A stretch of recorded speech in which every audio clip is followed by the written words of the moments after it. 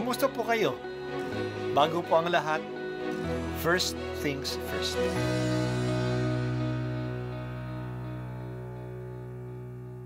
Good morning po.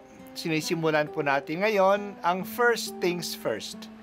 At dito po, tinatalakay natin sa unang bahagi ng umaga natin ay ang first readings na binabasa po sa banal na misa.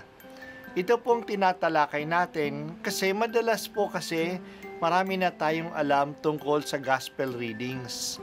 Pero konti po ang nagsasalita sa first readings. Pero ang first readings, bahagi din po yan ng Biblia, ng banal na kasulatan.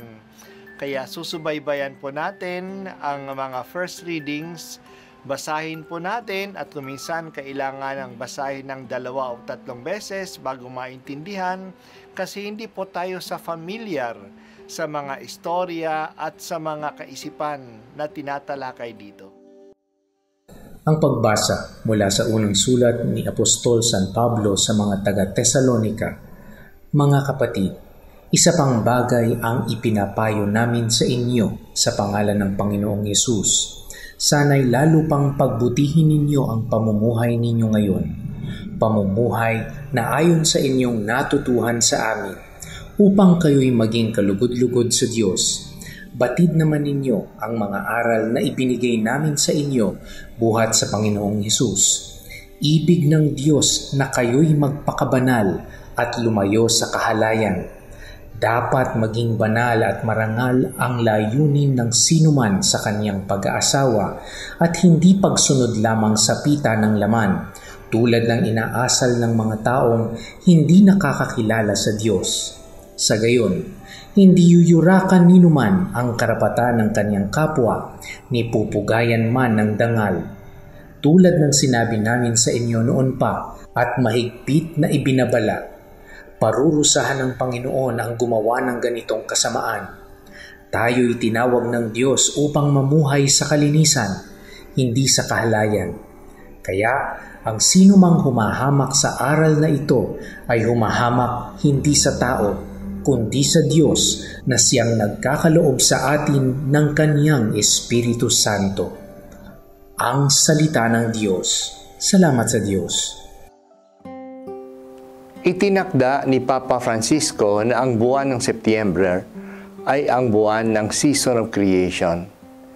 Ito ay panahon ng pagninilay natin at pahalagahan ang biyaya ng kalikasan. Ang pagdinilay na ito ay sana magbunga ng pagpapahalaga sa mga nilikha ng Diyos.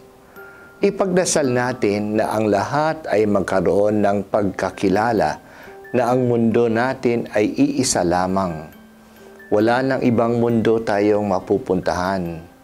Ito ay may hangganan, hindi natin ito maaaring abusuhin na walang masamang consequences sa atin. Ang unang araw na September ay ang World Day of Prayer for the Care of Creation. Kaya ipagdasal po natin ang makabagong kamalayan para sa kalikasan. Dahil sa mga panalangin ito, sana magbago din ang ating pagkilos. Hindi sana tayo nakakasira sa kalikasan. Magkaroon sana tayo ng lifestyle na makakalikasan. Isa sa kalikasan na dapat natin igalang sa ating panahon ngayon at huwag abusuhin ay ang ating katawan. Pinapaalaala sa atin ni San Pablo sa ating pagbasa sa araw na ito. Ibig ng Diyos na kayo'y magpakabanal at lumayo sa kahalayan. Pinagdugtong ni Pablo na ang pagpapakabanal ay isang pamumuhay na malinis. Kaya sinulat niya, tayo'y tinawag ng Diyos upang mamuhay sa kalinisan, hindi sa kahalayan. Mahalaga ang paalaalang ito sa ating panahon ngayon, na ang katawan ay ginagamit upang mangakit sa iba at upang makatawag ng pansin sa sarili.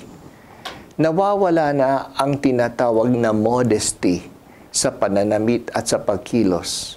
Makikita din natin ito sa mga sine, sa mga advertisements, sa mga palabas sa social media. Kahit dito nagiging madumi ang pagtingin natin sa iba. Nawawala na ang paggalang. Sinabi ni Jesus na kapag nag-iisip na tayo ng mahalay sa iba, nangangalunya na tayo sa kanila.